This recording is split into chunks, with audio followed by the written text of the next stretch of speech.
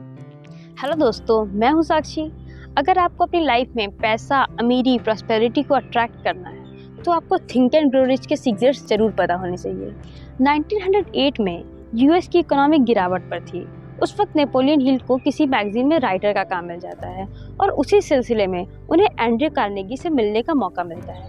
Andrew Carnegie को ऐसा लगता था कि सक्सेस की फिलॉसफी बनाई जा सकती है जिससे अपने जीवन में कोई भी महानता हासिल कर सकता है अगर उसे अचीव करने के स्टेप्स पता हों। और सक्सेस की फिलॉसफी उन लोगों को इंटरव्यू करके बनाई जा सकती है जो इस महानता को हासिल कर चुके हैं। एंड्रयू कार्नेगी चाहते थे कि ये काम नेपोलियन हिल करें। वो नेपोलियन हिल के सामने एक ऑफर रखते हैं जिसमें वो कहते हैं कि मैं तुम्हें उन लोगों से इंट्रोड्यूस करवा सकता हूँ और तुम्हारे ट्रैवल का एक्सपेंस उठा सकता हूँ। इससे ज़्यादा मैं तुम्हारी कोई मदद नहीं कर सकता। नेपोलियन हिल को इस काम को करने में पूरे 20 साल लगते, पर इस डिसीजन को एक्सेप्ट करने में सिर्फ उन्हें 29 सेकंड लगे। 29 सेकंड के अंदर वो इस ऑफर को एक्सेप्ट कर लेते हैं। तब एंड्रयू कार्नेगी उनसे कहते हैं कि अगर इस डिसीजन तक पहुंचने में तुम्हें 60 सेकंड से ज़्यादा लगते तो मैं यह ऑफर तुमसे वापस ले लेता, क्योंकि जिस इंसान के सामने सारे तथ्य मौजूद हों फिर भी वो किसी डिसीजन पर ना पहुंच पाए, उस पर किसी काम के लिए निर्भर नहीं रहा जा सकता। इस बुक के सीक्रेट से हज़ारों लोग अपनी लाइफ में सक्सेस हुए हैं, हज़ारों लोग मिलीनियर्स बने हैं। यहाँ तक कि अमेरिका के प्रेसिडेंट वुडरो विल्सन कहते हैं कि वॉर के समय इस बुक के सीक्रेट्स के थ्रू उन्हें फंड इकट्ठा करने में मदद मिली थी। हर अचीवमेंट की शुरुआत होती है एक आइडिया से। Both poverty and riches are offspring of thought. इसका सबसे बेहतर एग्जाम्पल है एडविन सी बार्नेस।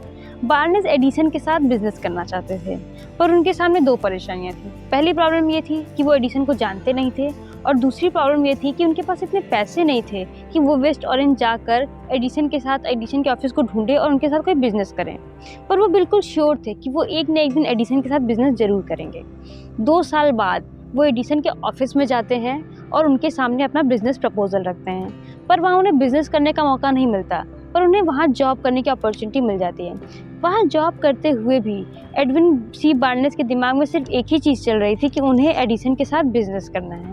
उसी बीच एडिसन एक डिक्टेटिंग मशीन को इन्वेंट करते हैं जिसे उन्हें सेल्समैन बेचने में इंटरेस्टेड नहीं रहते हैं। उन्हें लगता है कि ये मशीन ज़्यादा बिकेगी नहीं, तो बार्नेस को लगता है कि ये मशीन वो ज़रूर सेल कर सकते हैं। वो एडिसन से ये बात कहते हैं और एडिसन उन्हें एक चांस देकर देखते हैं और बार्नेस उसे सेल करने में सक्सेसफुल हो जाते हैं। और इसी के साथ उन्हें एडिसन एक कॉन्ट्रैक्ट दे देते हैं उस मशीन को पूरे नेशन में सेल करने का, जिससे उन्हें $3 मिलियन की प्रॉफिट होती है। हेनरी फोर्ड जब V8 मोटर बनाने वाले थे तो ये डिसाइड करते हैं कि वो एक इंजन में पूरे 8 सिलेंडर को 1 ब्लॉक में बनाएंगे।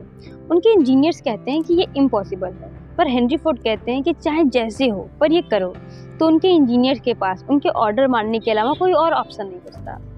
धीरे धीरे 6 महीने बीत जाते हैं, पर उसका कोई रिजल्ट नहीं निकलता। 1 साल बीत जाते हैं, पर उसका कोई रिजल्ट नहीं आता। और 1 साल बाद जैसे कि कोई मैजिक हुआ हो, उन्हें वो टेक्नोलॉजी मिल जाती है जिससे वो V8 मोटर बना पाते हैं। हेनरी फोर्ड के सक्सेस का एक ही सीक्रेट है, डिज़ायर एंड परसिस्टेंस। उनको पता था कि उन्हें क्या चाहिए। कई बार साइंटिस्ट के साथ ऐसा होता है कि जब वो किसी बड़े प्रोजेक्ट पर काम करते होते हैं तो उन्हें पता होता है कि इस प्रोजेक्ट को कंप्लीट करने के लिए उन्हें वो टेक्नोलॉजी चाहिए जो अभी तक इन्वेंट नहीं हुई है। पर जैसे जैसे वो उस प्रोजेक्ट पे काम करते जाते हैं उन्हें वो टेक्नोलॉजी मिलती जाती है। लाइफ में कुछ भी अचीव करने के लिए आपको एक डिज़ायर होना चाहिए, आपको पता होना चाहिए कि आपको क्या चाहिए और आपको अपनी कैपेबिलिटीज़ पर भरोसा होना चाहिए। फिर तब तक मत रुको जब तक उस चीज़ को अचीव ना कर लो। एक बार एक राजा को अपने से बहुत बड़ी सेना से युद्ध करना था, तो राजा अपने सारे सैनिकों को कुछ जहाज़ों में भर के उस जगह पर जाता है जहाँ उन्हें युद्ध करना था और उन सैनिकों के सामने सारी जहाज़ों को जला देता है और उन सैनिकों से कहता है कि इन जहाज़ों के राख होने का मतलब है कि हमें जीतना है, क्योंकि वापस जाने के सारे रास्ते बंद हो चुके हैं। और उस युद्ध में राजा की जीत हो जाती है। जब आपको पता हो कि आप अपने जीवन में क्या पाना चाहते हैं तो वापस लौटने के सारे रास्ते बंद कर दें। इससे आपका डिज़ायर इंटेंस डिज़ायर बन जाता है जिसे पूरा करने के अलावा आपके पास और कोई रास्ता नहीं बचता। अब ऑथर कुछ स्टेप बताते हैं जिनको फॉलो करके आप अपने डिज़ायर को अचीव कर सकते हैं। पहले आपको पता होना चाहिए कि आप एग्जैक्टली कितना पैसा कमाना चाहते हैं। ये कहना काफ़ी नहीं होगा कि मैं बहुत पैसा कमाना चाहता हूँ, उसका एग्जैक्टली अमाउंट आपके माइंड में फिक्स होना चाहिए। फिर उसके बाद आपको ये तय करना है कि आप उस डिज़ायर को अचीव करने के लिए क्या देने को तैयार हैं। कोई भी चीज़ फ्री में नहीं मिलती, तो आपको पता होना चाहिए कि आप अपने डिज़ायर के लिए क्या देने को तैयार हैं। उसके बाद एक एग्जैक्ट डेट तय करिए कि कब तक आप अपने डिज़ायर को अचीव कर लेंगे, कब तक आप उतना पैसा कमा लेंगे। उसके बाद अपने डिज़ायर को अचीव करने के लिए एक डेफिनेट प्लान बनाइए जिस पे आप कंसिस्टेंट रहेंगे। इन चारों चीज़ों को एक पेपर पर नोट करिए और उसे दिन में 2 बार, कम से कम दिन में 2 बार रिपीट करिए हर रोज़। अब अगर आप माइंड के बारे में नहीं पढ़े हैं तो ये स्टेप्स आपको इम्प्रैक्टिकल लगेंगे, पर ये स्टेप्स नेपोलियन हिल को एंड्रे कार्नेगी ने बताए थे, जो खुद इन स्टेप्स को फॉलो करके मिलीनियर बने हैं। कई लोगों से आप ऐसे मिले होंगे, कई स्टार्स से, जिन्हें उनके स्टार्टिंग करियर में कहा गया कि वो अच्छे नहीं हैं, पर बाद में वो बहुत नाम कमाए। इसीलिए लाइफ में वही सक्सेसफुल हो पाता है जिसके डिज़ायर्स उसके फेलियर से बड़े हों। फेथ का मतलब होता है अपनी काबिलियत पर पूरी तरह भरोसा होना। अगर आप रियलिटी में खुद पर भरोसा नहीं करते हैं और भरोसा करने का दिखावा करते हैं तो आपका सबकॉन्शियस माइंड इस चीज़ को समझता है, आपके डाउट्स को जानता है।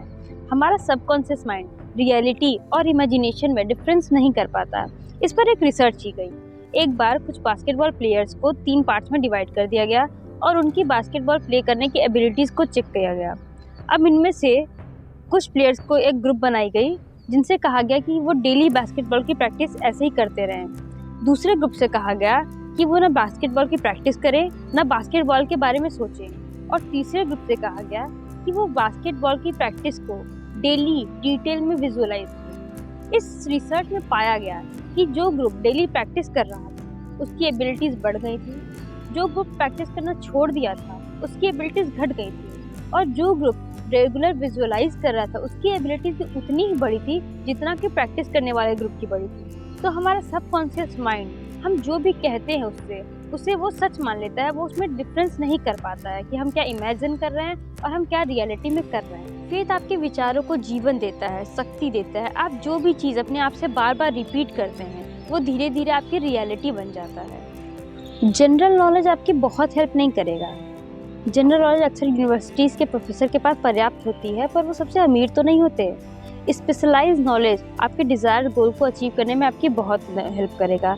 स्पेशलाइज नॉलेज का मतलब होता है वो नॉलेज जो आपके गोल को अचीव करने में आपकी हेल्प करे।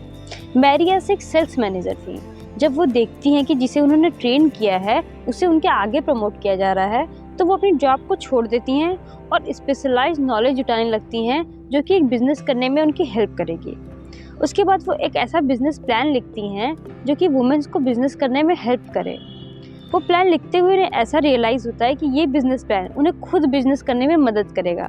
तो वो अपने पूरी लाइफ की सेविंग को जुटा के, जो कि $5000 थी, एक क्रीम की राइड खरीदती हैं और उसके बाद उसे अपने फैमिली रिलेटिव्स के थ्रू बेचने की कोशिश करती हैं। कुछ साल बाद उनके क्रीम की टोटल वर्थ $1.5 बिलियन थी।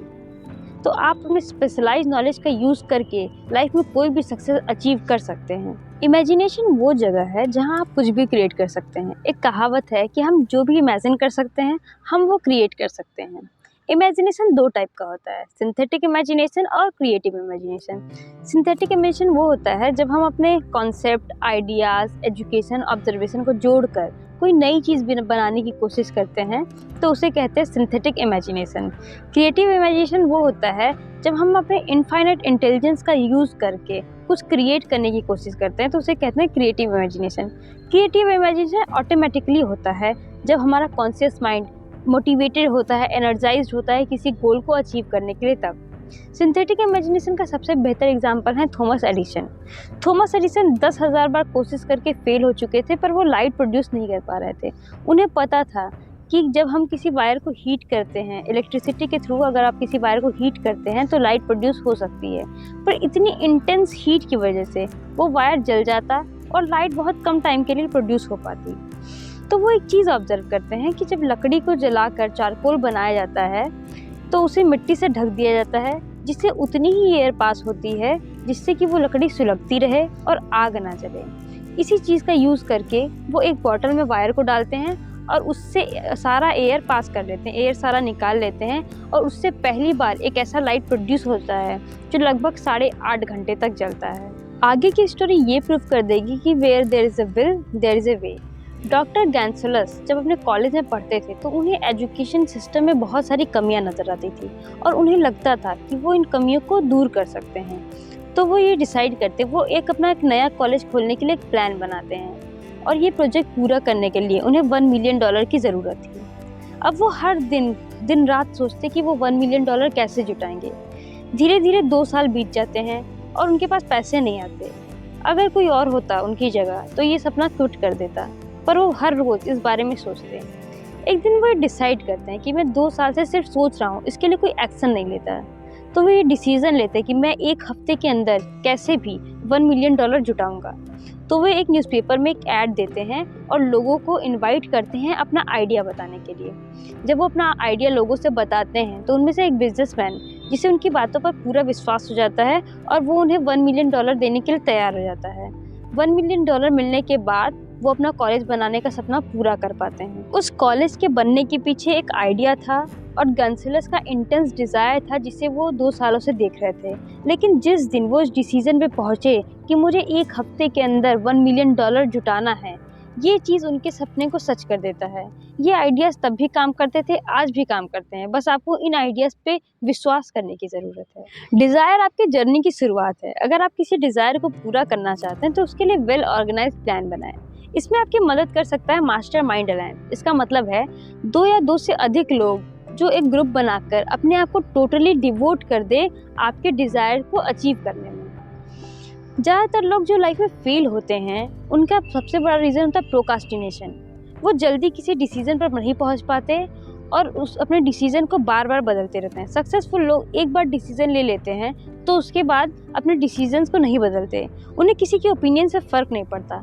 दूसरों के ओपिनियन आपके डिसीजंस को अपंग बना देते हैं, आपके आइडियाज़ को अपंग बना देते हैं। ओपिनियन सबसे सस्ती चीज़ है। अगर आप किसी की बात को सुनने को तैयार हैं तो हर किसी के पास कोई ना कोई ओपिनियन है आपको देने के लिए। आपके पास अपना खुद का ब्रेन है, अपना खुद का ब्रेन इस्तेमाल करिए और अपना खुद का डिसीजन लीजिए। परसिस्टेंस वो ताकत है जो आपको आपके डिज़ायर से जोड़े रखता है।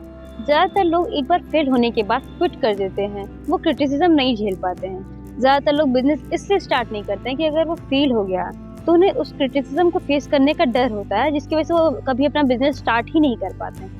नेपोलियन हिल से जब एंड्रयू कार्नेगी ने सक्सेस की फिलॉसफी लिखने को कहा था तो उनके मन में भी कई डर था कि मैं अपना अर्निंग कैसे कमाऊंगा, इसमें बहुत सारा टाइम लग जाएगा, ऐसा फेल हो जाएगा, ऐसा हो नहीं सकता।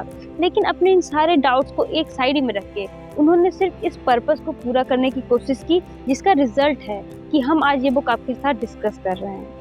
एक बार एक रिसर्च हुई अनलकी लोगों और लकी लोगों पे। 2 ग्रुप में लोगों को डिवाइड कर दिया गया। पहले ग्रुप में वो लोग थे जो लोग खुद को लकी मानते थे और दूसरे ग्रुप में वो लोग थे जो खुद को अनलकी मानते थे। और उन दोनों ग्रुप के सामने कंप्यूटराइज्ड कॉइन को टॉस किया गया। ज़्यादातर राइट गेसेस दोनों ग्रुप के सेम थे, मतलब दोनों ग्रुप के लगभग जो राइट गेसेस थे वो इक्वल थे। पर इस रिसर्च में पाया गया कि जो लकी लोग थे वो अपनी लाइफ की अच्छी चीज़ों को याद रखते थे और जो अनलकी लोग थे वो अपनी लाइफ की बुरी चीज़ों को याद रखते थे। तो लक कुछ भी नहीं है, ये बस एक स्टेट ऑफ माइंड है। तो अपनी लाइफ में डिज़ायर, एक्शन, डिसीजन, परसिस्टेंस को डेवलप करने के लिए अच्छी किताबें पढ़ते रहिए, सीखते रहिए, आगे बढ़ते रहिए।